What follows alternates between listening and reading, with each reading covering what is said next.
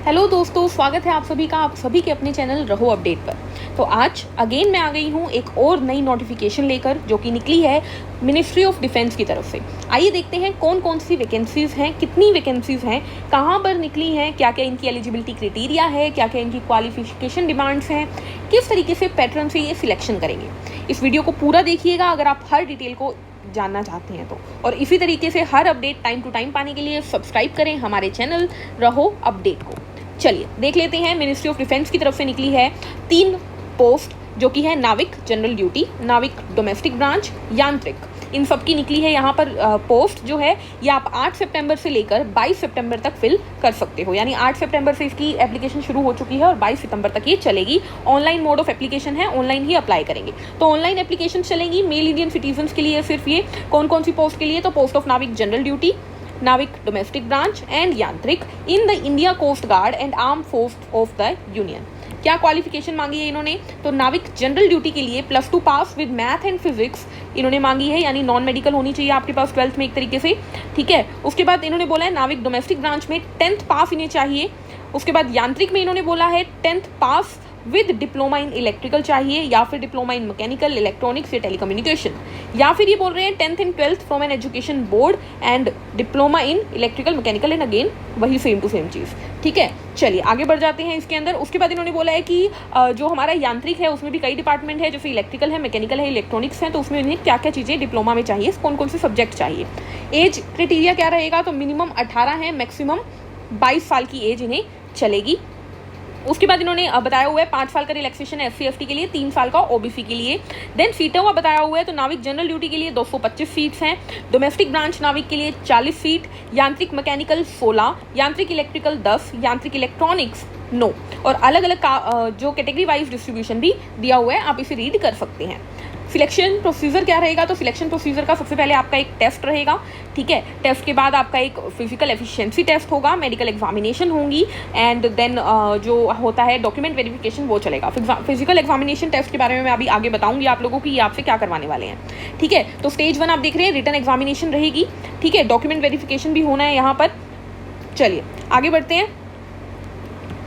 तो एग्जाम में क्या क्या रहेगा, तो एग्जाम में इन्होंने बताया हुआ है, देखिए पहले तो क्राइटेरिया बताया हुआ है कि नाविक जैसे कि डोमेस्टिक ब्रांच है उसके लिए एक एग्जाम होगा, सेक्शन 1 एग्जाम, जो कि 30 नंबर जनरल EWS OBC को पास के लिए चाहिए और 27 नंबर SC ST को। इसी तरीके से नाविक GD के लिए 2 सेक्शन होंगे पेपर के, पेपर 1 एंड पेपर 2, जिसके अंदर जनरल वालों को पेपर 1 में सेक्शन 1 में 30, सेक्शन 2 में 20 और टोटल 50 नंबर चाहिए जनरल EWS और OBC को।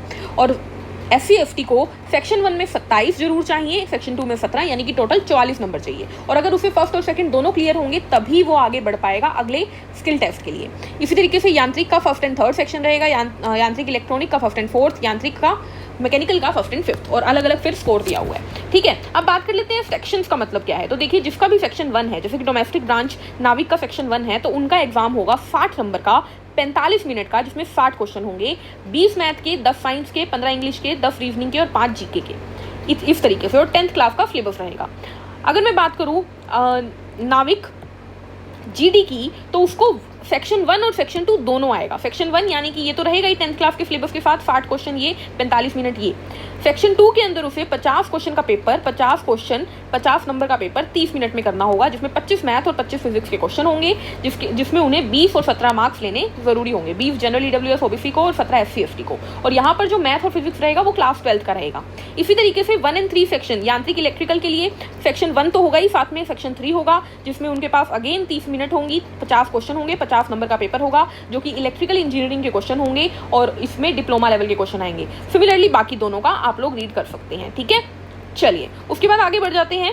जो इन्होंने बोला है जो फिजिकल फिटनेस टेस्ट होगा उसमें ये क्या करवाएंगे, तो 1.6 किलोमीटर की रन होंगी, जो कि आपको 7 मिनट में करनी होगी, 20 स्क्वाट्स यानी उठक बैठक करने होंगे 20 लगातार, और 10 पुशअप करके दिखाने होंगे। ये इनका प्रोसेस है। डॉक्यूमेंट वेरिफिकेशन चलेगा, आपको हर एक डॉक्यूमेंट अपना रेडी करना होगा, ठीक है। चलिए तो ये थी आपकी डिटेल इस एग्ज़ाम की। 8 सितंबर से इस एग्ज़ाम की फिलिंग शुरू हो गई थी और ये चलेगी 22 सितंबर तक। तो 22 सितंबर तक आपके पास टाइम है, फिल करिए इसे।